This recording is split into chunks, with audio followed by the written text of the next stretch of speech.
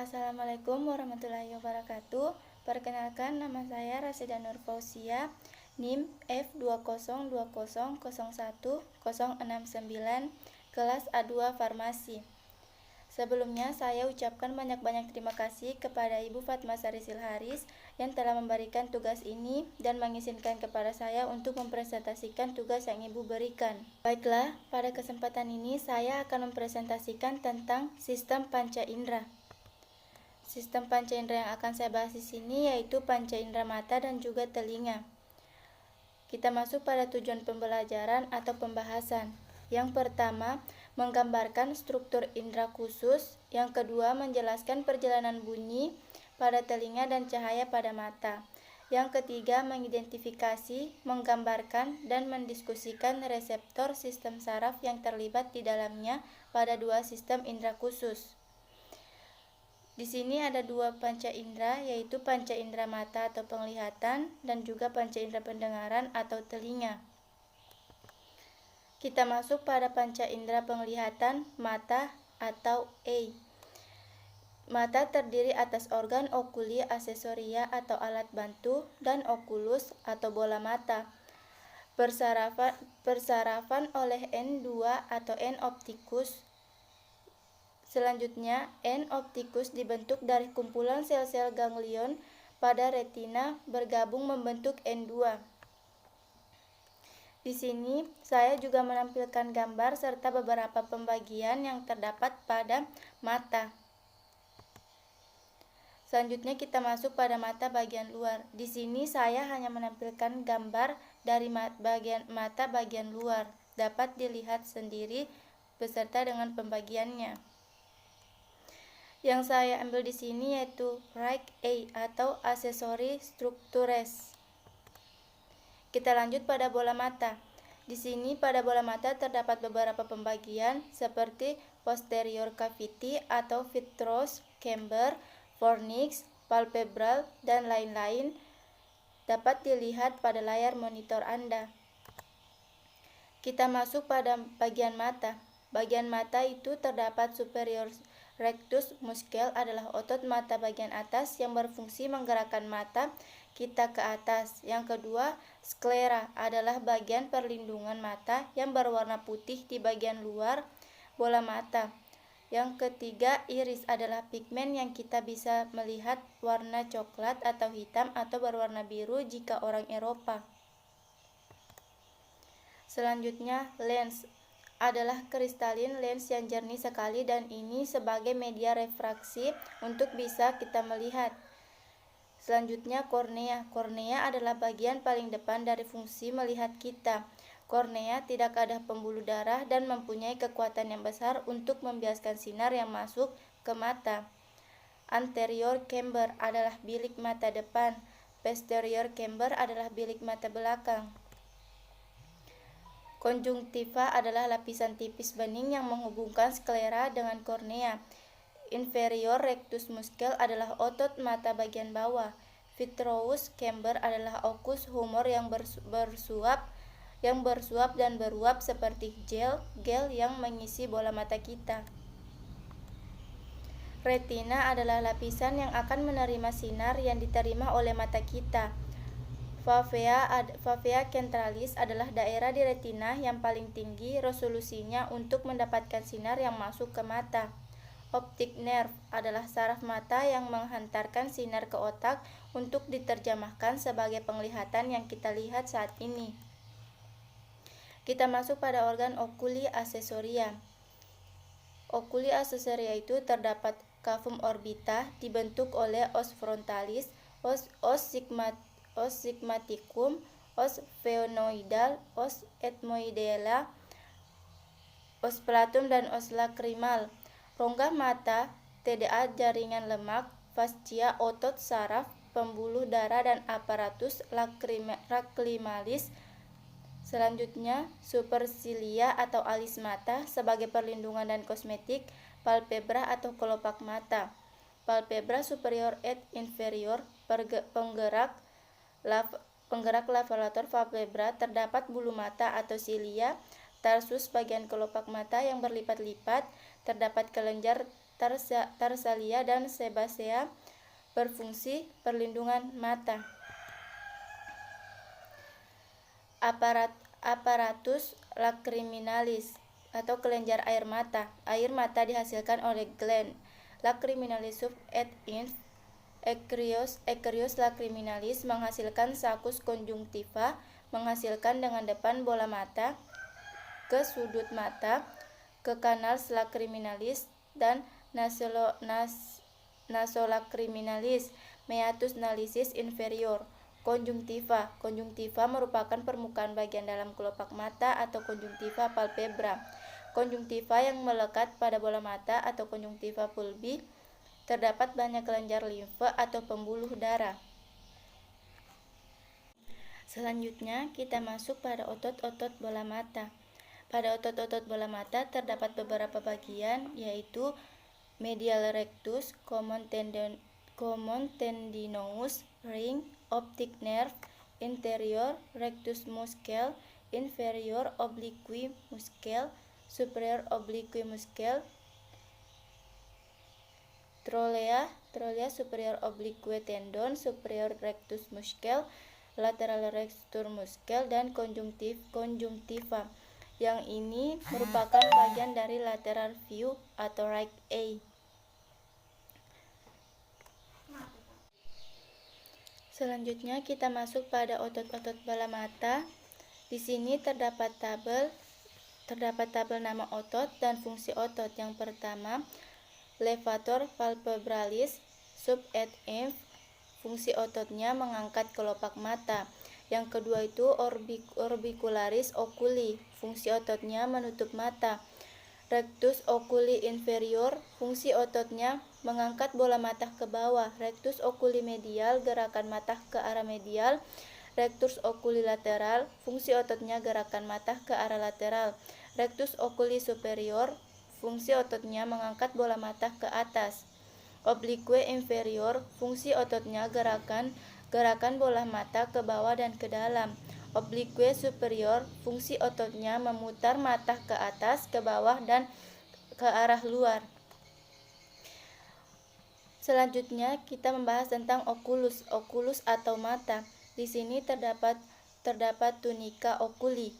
Tunica oculi itu terdiri 5 lapis epitel kornea, 2 lamina elastica interior, boumen, 3 substantia propria, 4 lamina elastica posterior, dan 5 endotelium. Yang kedua, tidak mengandung pembuluh darah, sclerocorneal junction.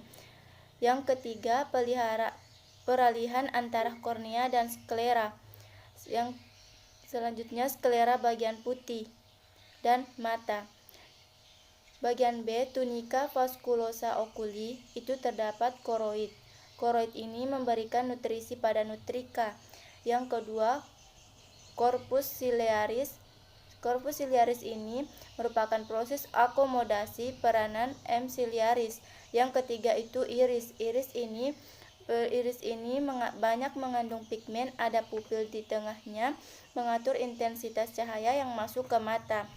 Dua otot sphincter pupila dan mengatur dilatur pupil.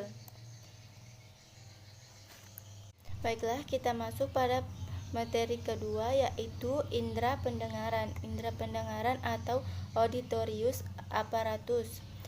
Di sini saya menampilkan gambar telinga beserta pembagiannya seperti helix, lipatan unit helix, antihelix, dan kanalis auditorius externa, lobulus, lubang kulit preauriculaire, skin tag preauriculaire, tragus, antragus. Di sini dapat dilihat beberapa bagian dari telinga. Di gambar kedua juga saya menampilkan contoh gambar telinga. Di sini terdapat pinna, ear canal, incus, malleus, tympanic membran, oval window, dan lain-lain. Dapat dilihat sendiri. Baiklah, kita lanjut pada telinga. Telinga sendiri terbagi menjadi telinga bagian luar. Telinga bagian luar itu seperti auris externa, auricula atau daun telinga, meatus acousticus externa, membran. Yang kedua itu telinga bagian tengah. Telinga bagian tengah itu biasa juga disebut dengan auris media. Pada bagian A kita akan membahas tentang cavum tympani, antrum tympani, dan tuba eustachius. Fungsinya pendengaran keseimbangan. Di sini terdapat gambar telinga beserta beberapa pembagiannya. Kita lanjut pada telinga bagian luar. Pada telinga bagian luar ini tersendiri terdapat auricula orpina. Auricula orpina ini berupa rawan elastik. Yang kedua itu liang telinga luar seperti sampai akustik meatus, kelenjar serumen dan pada tulang apa. Di sini terdapat gambar yang menunjukkan beberapa bagian yang terdapat pada telinga bagian luar seperti outer external ear, auricale, helix, lobelu, midi-ear, external acoustic, meatus, tympanic. Kita masuk pada telinga bagian tengah. Pada telinga bagian tengah ini terdapat membran timpani, 3 tulang pendengaran. 3 tulang pendengaran ini terbagi lagi menjadi incus, malleus, stapes, blates, mengantarkan getaran suara ke telinga bagian dalam. Di sini juga terdapat Eustachian tube, audictory tube, pharyngotympanic. Di sini terdapat gambarnya beberapa bagian pula. Kita masuk pada retina. Retina itu seperti pars optica, pars ciliaris, dan pars ridica. 10 lapisan retina, lapisan 1 berpigmen, lapisan 2, 4, dan 5, lapisan fotoreseptor, lapisan 5, 6, 7, 8, 9, lapisan neuron, dan lapisan 10 sebagai penunjang. Kita masuk pada bagian C, yaitu tunica nervosa. Tunica nervosa itu yang pertama occus humor, yaitu berupa cairan yang ronggah mata bagian depan, COA, dihasilkan oleh Proch. Ciliaris masuk COP melalui sudut kembali lagi ke COA, canalis, clem, dan V ciliaris anterior. Yang kedua, lensa kristalina, yaitu berupa bentuk bikonkav terletak antara iris dan corpus vitreus, sangat elastis, diikat oleh ligamentum suspensorium. Lensa itu sendiri mempunyai 5 lapisan. Yang ketiga, kita masuk pada bagian corpus vitreus, yaitu berupa cairan bening kental seperti agar antara lensa dan retina. 80% dari bulbus okulis sehingga bola mata tidak kempes. Selanjutnya, visual pathway atau jarak visual. Yang pertama itu chiasma opticum. Yang kedua, N-opticum, N2 sebagai bersilangan lapangan sisih kanan setiap mata menyatu menuju ke geniculatum lateral kanan sebelah kiri dan geniculatum lateral kiri. Selanjutnya ke colliculus superior dan thalamus, menghasilkan korteks visual pada lobus cucurbitalis. Di sini saya menampilkan 2 gambar beserta pembagiannya. Baiklah, kita lanjut kepada terminologi penglihatan.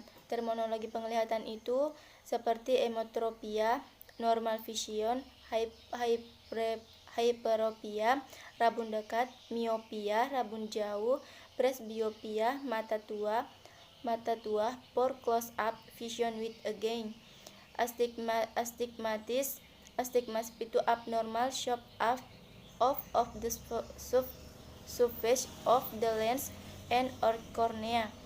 Katarak itu berupa abnormal crystallization of the lens common in diabetes, injury, heredity. Yang terakhir itu amblyopia. Amblyopia itu seperti poor vision in a normal eye, CNS defect.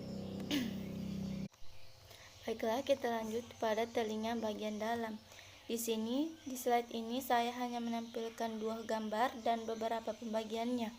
Dapat dilihat sendiri. Saya lanjut kepada struktur koklea. Struktur koklea ini terdapat ductus 2,5 lingkaran. 2,5 lingkaran. Di sini juga ada gambarnya, gambar struktur koklea. Di sini terdapat vestibular membran, tectorial membran, modulus, organ of Corti, basilar membran, spiral ganglion, cochlear branch, vestibular duct, cochlear ducts, courtens endolim, tympanic ducts, dan vestibula cochlear. Kita masuk pada organ Corti. Organ Corti ini sendiri terdapat membran basal, terdapat sel rambut dengan stereosilia, membran tectorial di atas rambut. Selanjutnya, getaran suara menyebabkan sel rambut bergerak dan menyentuh membran tectorial menyebabkan transduksi. Di sini saya juga menampilkan gambarnya. Terdapat dua gambar di sini.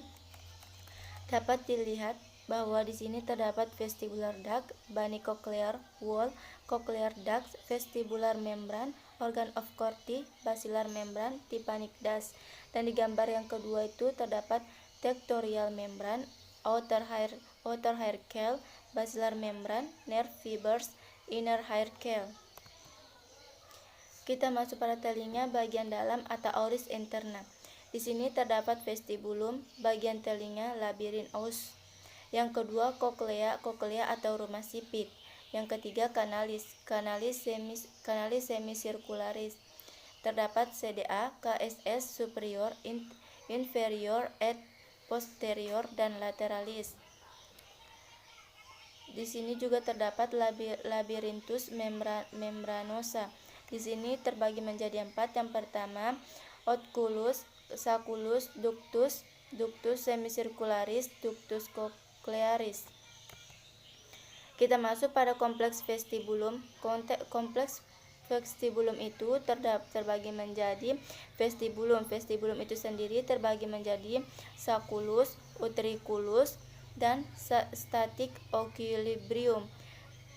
Selanjutnya 3 semicircular canals dengan ampulea multiali perpendikular terbagi menjadi linear acceleratum. Di sini terdapat kompleks vestibulum. Saya juga menampilkan gambar pada slide ini. Dapat dilihat sendiri beberapa pembagiannya. Kita masuk pada reseptor organ vestibulum. Yang kedua itu makula. Makula sendiri terbagi menjadi macula of Schlegel plus macula of Utrikel. Yang kedua itu vertical and horizontal orientation. Yang ketiga mengandung otolit yang bergerak sesuai dengan gravitasi. Yang keempat itu sel rambut hantarkan impuls ke N8. Di sini terdapat pula gambar pada slide yang saya tampilkan beserta beberapa pembagiannya seperti macula of Utrikel, kinocolium, cetrocolia, vestibular nerve fibers, otolit, macula of Schlegel dan otolit membran, hair bundle, hair cells, dan supporting cells. Kita masuk pada kanalis semicircularis. Di sini terdapat orientasi perpendikular.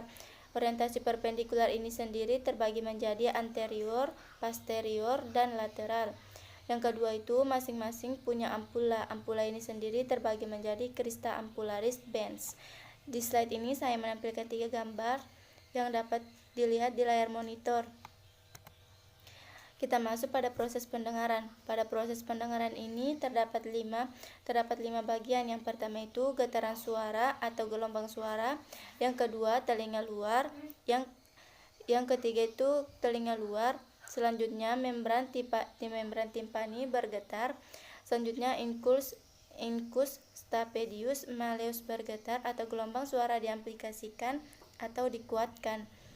Selanjutnya itu fenestra atau vestibulum menghasilkan cairan verlimfe, menghasilkan endolimfe, dan menghasilkan ujung-ujung saraf dalam organ kortip, menghasilkan SSP, dan menghasilkan interpretasi serta menghasilkan bunyi atau suara.